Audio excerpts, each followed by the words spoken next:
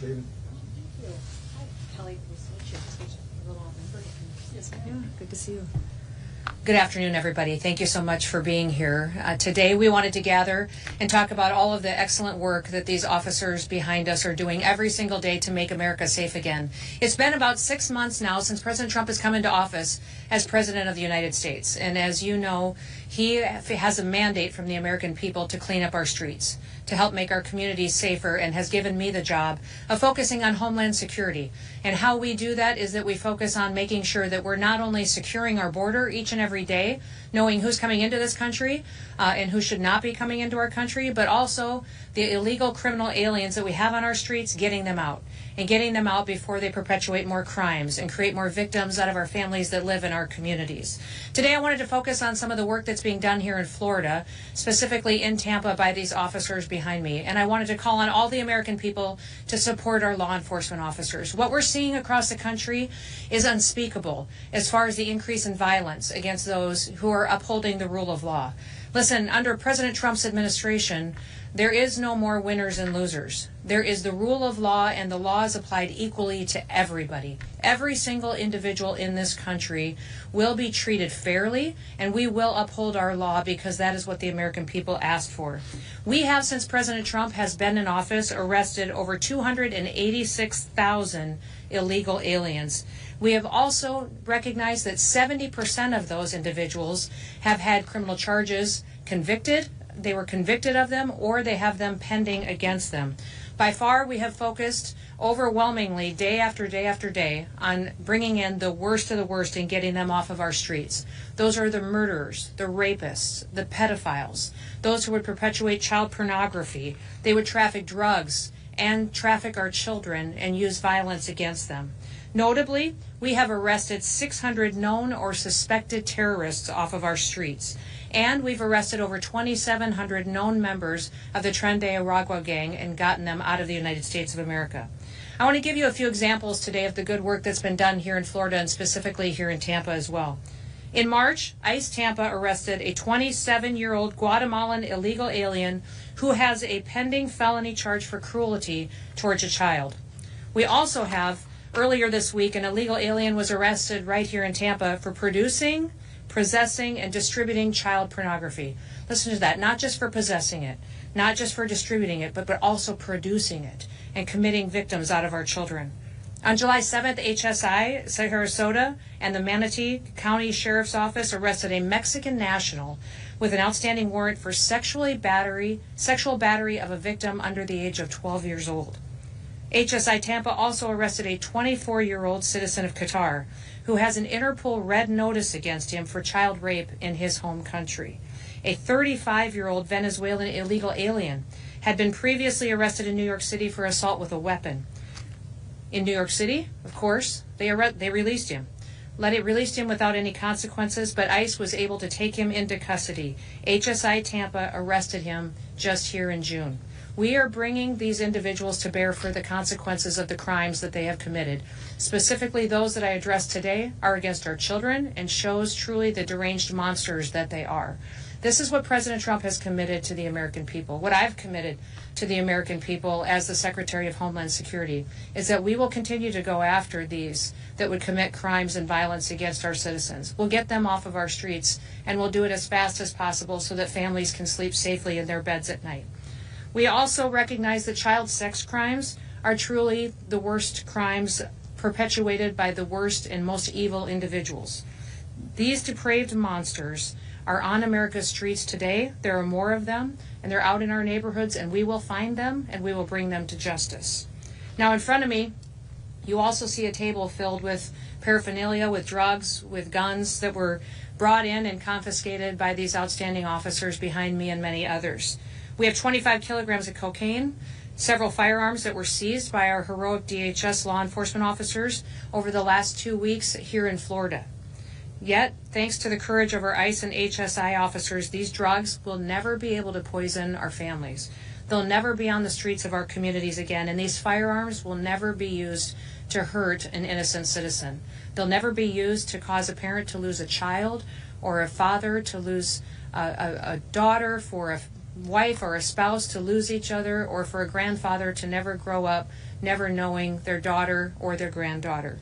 Thanks to the courage of all these individuals, we know that the rioters won't win, that the criminal thugs that are out there attacking individuals that are trying to uphold the law are not going to win, and that open border politicians who are trying to defend those evil individuals by obstructing ICE's mission will not be successful. We will be stronger than they are. We will be bolder than they are. We will enforce the law, and we will bring justice to the United States of America. Those individuals that perpetuate these crimes and those who help them and facilitate it, and these elected officials, what they're doing is they're attacking, they're doxing, and they're trying to intimidate our brave law enforcement who put their lives on the line every single day to help keep us safe. ICE officers have faced again a 700% increase in violence against them and their families in the last 6 months. But what I will tell you is we continuously every day continue to see citizens from across this country sign up and want to be an ICE officer. We have people volunteering every day from other agencies to have their backs, to go out on the streets with them and to operate with them.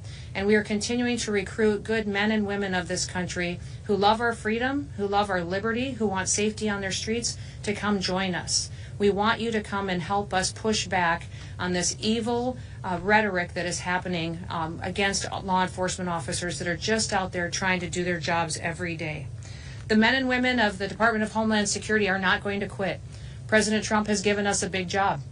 He's given us a big job to fix what went wrong over the last several years in the United States. We had an invasion over our southern border, and the Biden administration let other countries empty out their worst of the worst into our country. Thousands of terrorists came into this country, thousands of people who are deranged individuals, murderers and rapists and child pedophiles. We have people that have come out of mental institutions that have been roaming our streets and still out there today, but we're determined to bring them in through the work that we do. I'll tell you that we will keep fighting every single day for the average American citizen who just wants to have a chance at the American dream. They just want to raise their kids and let them walk to school, go to church on a Sunday, and to enjoy their community, have a picnic, and not have to worry if there's some violent criminal ready to attack them. And now that the president's reconciliation bill, the big, beautiful bill, has passed, we also have more resources. We're going to come harder and faster, and we're going to take these criminals down with even more strength than we ever have before. We have the funding to put in the training, the resources, the salary, and the support for our law enforcement officers that they've never had before. We will never apologize for protecting our nation's law enforcement. We will continue to arrest these most dangerous criminals, and we are going to continue to thank our law enforcement officers. I would call on all Americans, if you have a law enforcement officer that you know in your life, go thank them today. Go cook their family a meal. Go spend some time with them and tell them how much you support them. As loud as these haters are, we should be louder in our love and our support. Don't be silent. Get out there and do something to have their backs and step up and be one of the few that helps us save our country too. We will take our country back. Now, I will always have their back. They will have the American citizens' back, and you are all doing the Lord's work. With that, I'll take any questions that you may have for me. Secretary Noem, Yes. on the issue of Florida and Yes. issue, there's been reports of sort of water intrusion, air condition issues at Alligator Alcatraz, and some issues that have deteriorated conditions there. Is that something your department is aware of? Do you have any thoughts on kind of how that's gone since it's initially been rolled out? I know you were supportive of Yeah, Alligator Alcatraz is held to the same standards that all federal facilities are, and in most states and in other jurisdictions, federal facilities are upheld to a higher quality of standards than what some state and local jurisdictions have. So any issues that were there have been addressed. It's a fantastic resource for us to be able to utilize in order for a detention facility to repatriate people back home to their home countries. And what I would say that this is Alligator Alcatraz is a state-run facility run on our behalf, but we're incredibly grateful for the partnership that we have with Florida. There have been some questions about Florida applying for the grant reimbursements that would come back. Has that happened yet? Or is DHS still? I haven't heard of any issues with any contracts. I've heard that it's been There's smooth. reports that Florida hadn't necessarily applied for the reimbursements yet. Oh, they will. They will. We've got a fantastic partnership here in Florida, and I've been so grateful for the governor and his leadership in this facility. 1,000-bed facility can continue to be expanded. We're looking at other locations as well. We've had several other states that are actually using Alligator Alcatraz as a model for how they can partner with us as well. What are some of those I'm having ongoing conversations with 5 other governors about facilities that they may have. I haven't asked those governors if I can share their names, but announcements will be coming soon. As you all know, we need to double our capacity in detention beds because we need to facilitate getting people out of this country as fast as possible and to sustain our operations. But those governors have been fantastic. I will tell you, they are all Republicans. So I would challenge some Democrats to start taking care of your states, partner with us in a way to make your community safer. What shocks me every day is these sanctuary cities and sanctuary states where they don't mind letting rapers and murderers run their streets.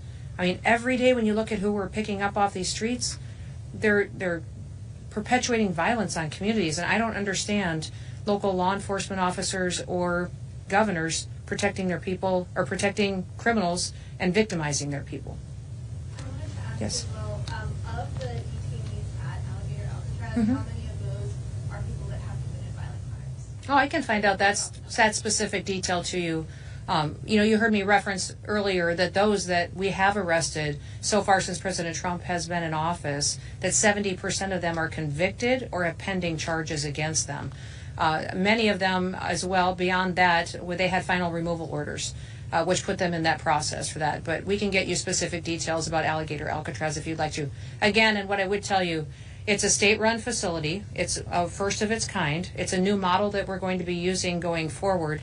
But they have contracts with the federal government through the Department of Homeland Security and ICE that will be held to the same standards as all of our other detention facilities. I wanted to ask as well Sure. a little bit more about if there are any plans specifically at Alligator Alcatraz in terms of like flooding or hurricanes, that sort of thing, safety measures. All of the protocols have been in place to sustain any hurricane that would happen to occur to that area of the country, to that part of the state.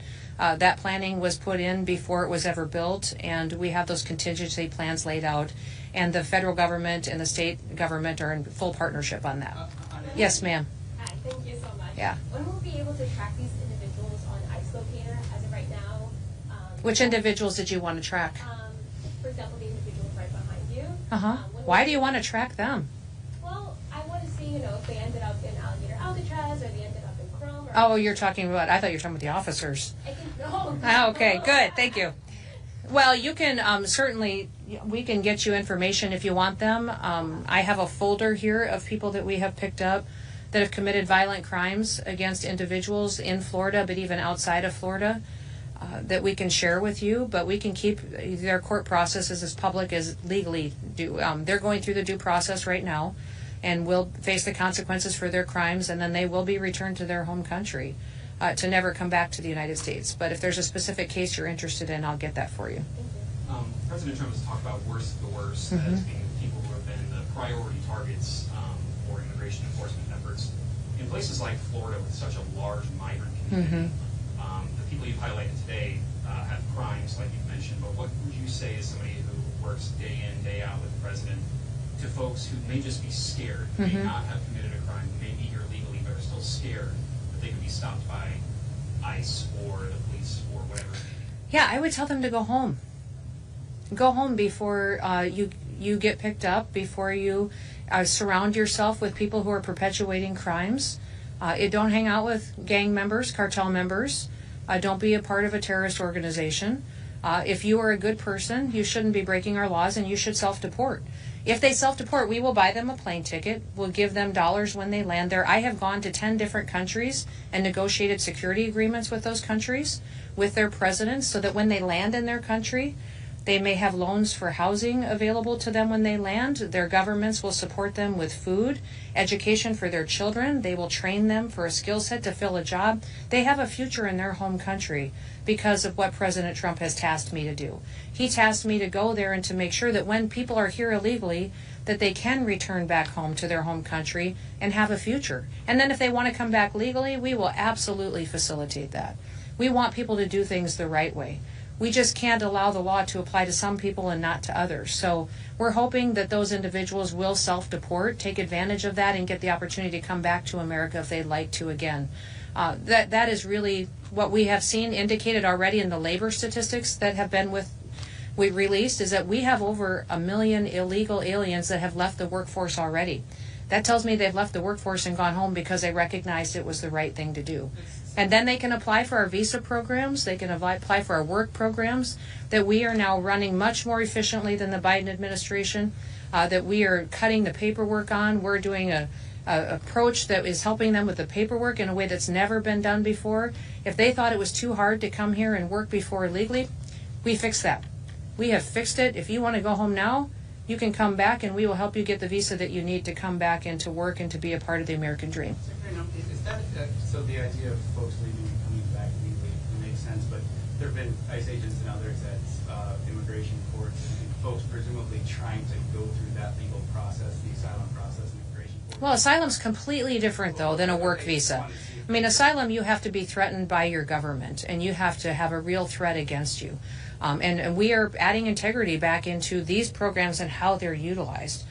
So we're not going to allow somebody to claim asylum that doesn't qualify like Joe Biden did. Joe Biden just let people walk into this country and say, okay, asylum, go be free, and did that for tens of thousands of people who were violent and a part of MS-13 and TDAs. So folks showing up at their hearings and doing that process represent people.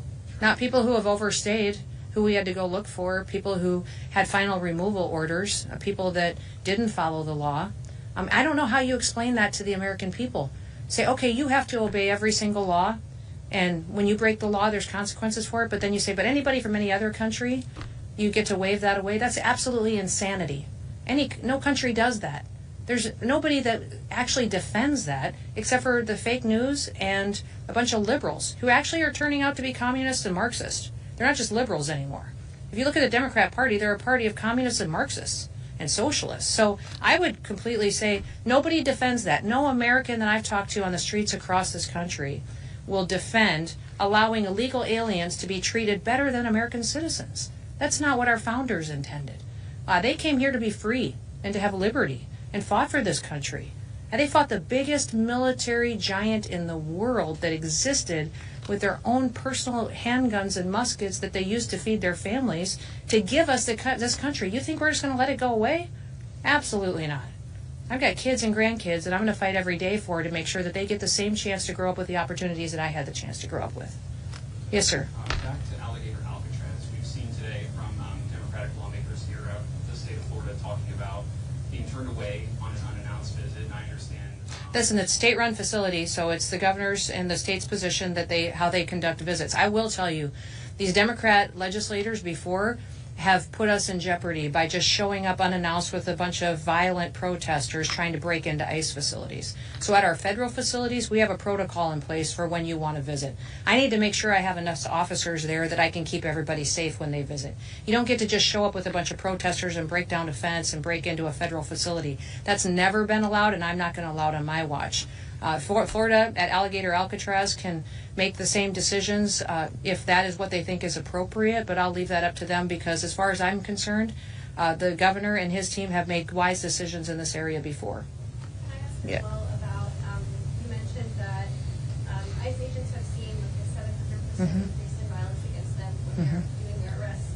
I would love to hear a little bit more about any numbers you can share there, how that data has been collected, like how many ICE officers have faced that violence. Oh my goodness, thousands of them have.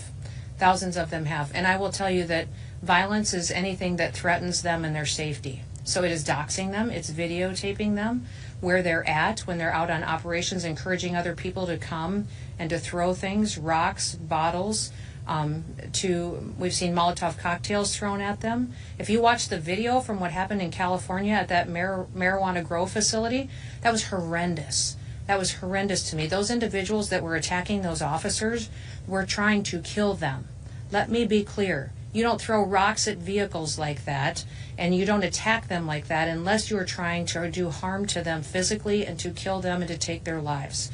We went there because we knew specifically from casework we had built for weeks and weeks and weeks that could be trafficked, being exploited, that there was individuals there involved in criminal activity, and we found over 100 individuals that were involved in that and unaccompanied children there that we had been looking for. Listen, nobody talks about the fact that President Trump has found over 10,000 children that were missing under the Biden administration. 10,000 children that were just lost because they were put into the system and were being exploited either through sex trafficking or work trafficking or were being victimized. and he has found them and brought their perpetrators to justice. We've had over 400 different sponsors of that federal agency that was run by Joe Biden to exploit these children. 400 different people involved in that have been arrested and brought to justice. Every single person working for this administration to help us uphold the law should sleep good at night with a peace that passes all understanding that you're doing God's work, because those poor children will never have to be victimized again by people who just explain it away and say that that shouldn't happen. I've seen the 10,000 number. Do you have any sense of specifics of where those 10,000 children were found? Yep, we can get you that. Any details surrounding? I can't give you the children's names, Well, no, but I can give you some more statistics that'll help you build out some of the facts and detail around that. And But then on the California front, I believe a federal judge yesterday ruled that some of those raids in not South Florida. yeah, he's an idiot. I mean, he's frankly an idiot. We have all the right in the world to go out on the streets and to uphold the law and to do what we're going to do. So none of our operations are going to change. He made claims that were absolutely false. We are building cases. We are going in on doing our operations and planning them against individuals that we know are dangerous, that are violent, that have criminal activity that they've been involved in, and that's how we're building our cases. So he's making up garbage, filing decisions, and we're going to appeal it, and we're going to win. Just to follow up, though, before the appeal, you said you're going to continue those operations? Yeah, our operations will continue. We will be in compliance with all federal judges' orders, but what he said that we couldn't do is go out and target people based on other qualifications that he made up. We're going to continue to do our investigations on criminal activity and uphold the law. All right. Does anybody else? Trish says one more, so okay, I'll let you two ladies go. Go ahead. Okay, thank you. And now that the Big Beautiful Bill has passed, are 287G officers in Florida expect to get any sort of funding increases?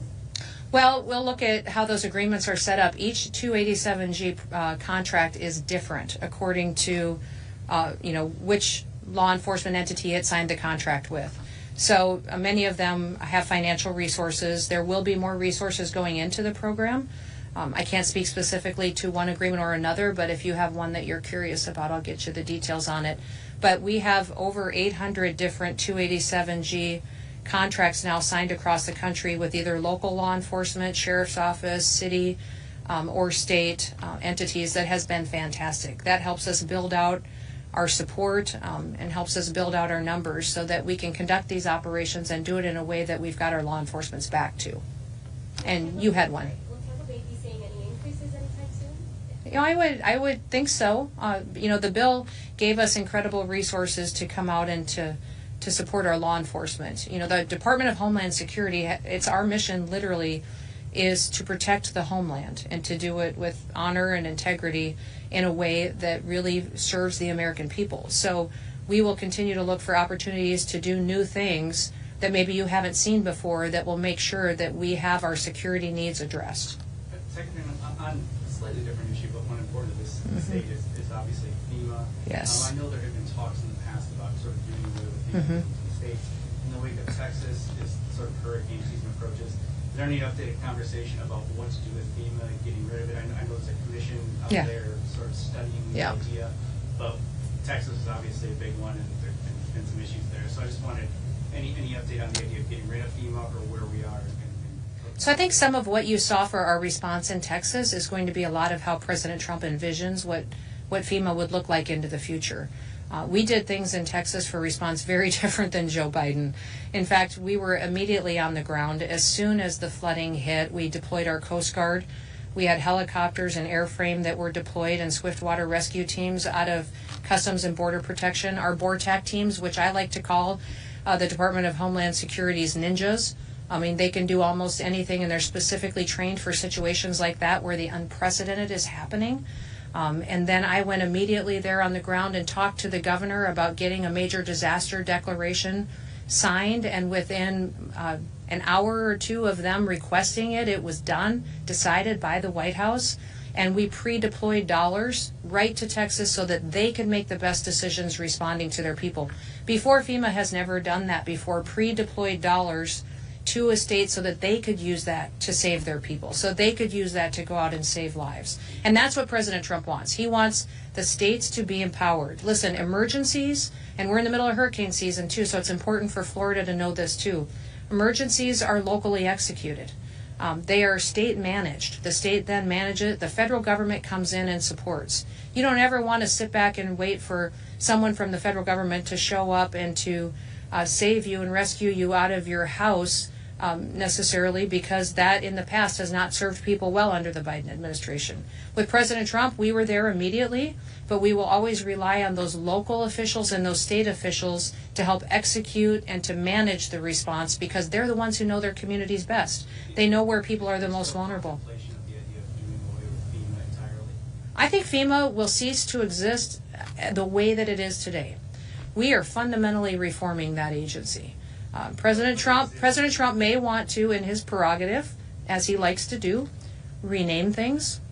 He may come up with a new name for this agency that reflects the fundamental change that's going to happen there.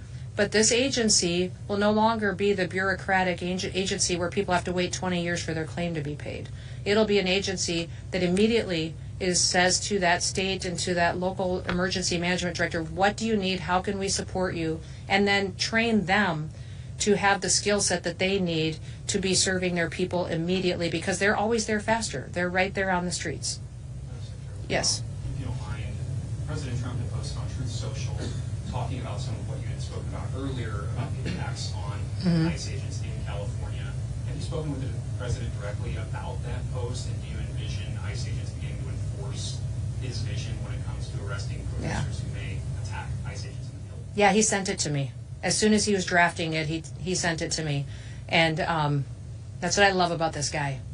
He was ticked off and disgusted by what he saw happen to those individuals and to those ICE officers. And he loves them. He loves their families. He cannot believe how some people are treating them and using them as political weapons to try to win the next 6 months of messaging, and he's not going to allow it to happen. So he's a firm believer that people should face consequences when they break the law, and that when those individuals do that to our ICE officers, they should be able to do whatever they need to do to go out and to protect themselves under the law and to make sure that those perpetrators are brought to justice. Okay, last question. Yep. Going back to Alligator Alcatraz, I wanted to ask if that facility right now hosts more people who committed violent crimes compared to other facilities, and if there are people that have been arrested in other states, if they're being sent to Alligator Alcatraz, sort of for that. I'll find out for you. How's that sound? That's not a great ending question, but we'll end there. And thank you all for being sure. Well, there have been reports, calls from folks impacted by Texas flooding. Some of them aren't being necessarily answered by FEMA folks. Absolutely not true.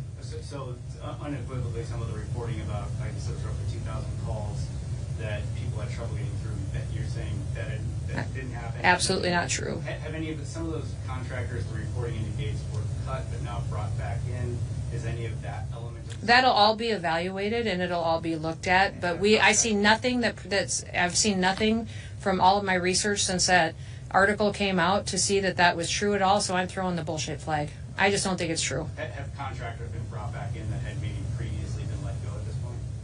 I will get rid of any contract that doesn't respond to people because they know they were empowered to do it. And I'm just getting your feedback on the reporting. It's been reported that some of those contractors have been let go and perhaps brought back in after some of those alleged issues.